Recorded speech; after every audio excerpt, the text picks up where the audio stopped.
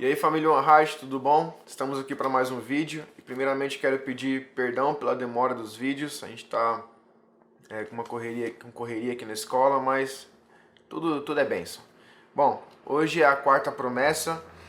A quarta promessa é que nós teremos mais sabedoria que nossos inimigos, mais discernimento do que nossos mestres e mais entendimento do que os anciãos. E para a gente achar essa promessa, vamos ler lá Salmos 119, a partir do versículo 97.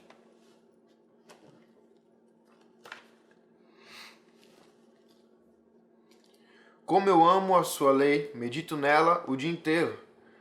Os teus mandamentos me tornam mais sábios que os meus inimigos, porquanto estão sempre comigo.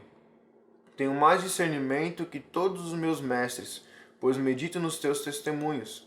Tenho mais entendimento que os anciãos, pois obedeço aos teus preceitos.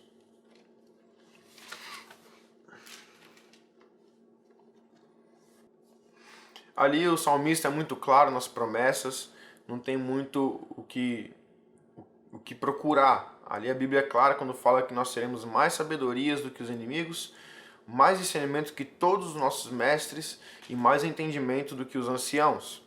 Eu quero separar aqui essa promessa em 3 pontos, começando com ter mais sabedoria que os inimigos. E para entender melhor, vamos entender melhor o que ou quem são os nossos inimigos. A Bíblia fala que a nossa luta não é contra a carne nem o sangue, mas a luta é contra Satanás e a paixão da nossa carne. Esses são nossos inimigos. E obviamente, quem guarda a palavra de Deus, quem lê e medita na palavra, vai ter ali armas, vai ter sabedoria para lutar e vencer esses inimigos. Um grande exemplo, talvez o maior exemplo que a gente tem, é Jesus no deserto, quando ele luta ali contra as tentações que Satanás joga e ele vence usando a palavra.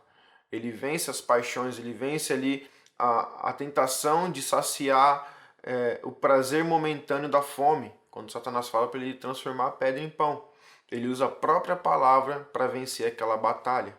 Então, quando a gente guarda a palavra com a gente, nós teremos também a mesma sabedoria e as mesmas armas para vencer essas batalhas. Mas aqui vamos espiritualizar menos a coisa e pensar, Estevão, se o meu inimigo for aquele irmãozinho que me fez um mal, que me fez ruim, me fez algo ruim. Eu sei que cada caso é um caso, existem casos específicos, com procedimentos específicos, mas a Bíblia também vai te dar sabedoria e vai te dar ferramentas para você tratar com essas situações também.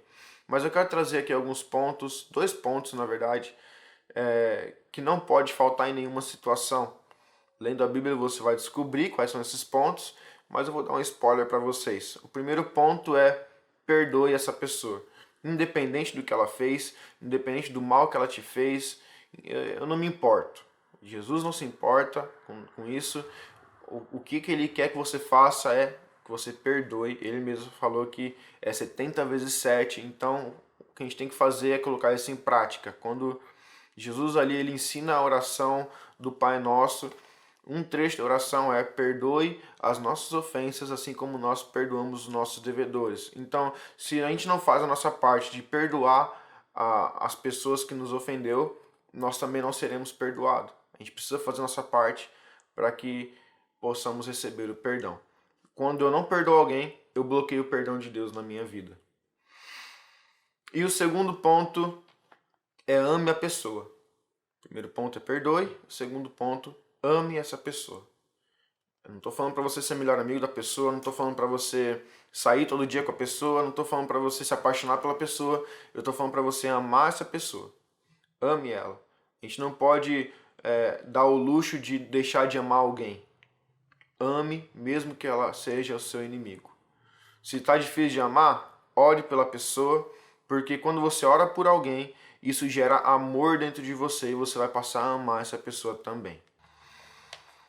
A segunda parte dessa promessa é ter mais discernimento do que todos os nossos mestres. E eu quero ler para vocês aqui a definição da palavra discernimento. Discernimento é capacidade de compreender situações, separar o certo de errado, avaliar avaliar coisas com bom senso e clareza, juízo e entendimento.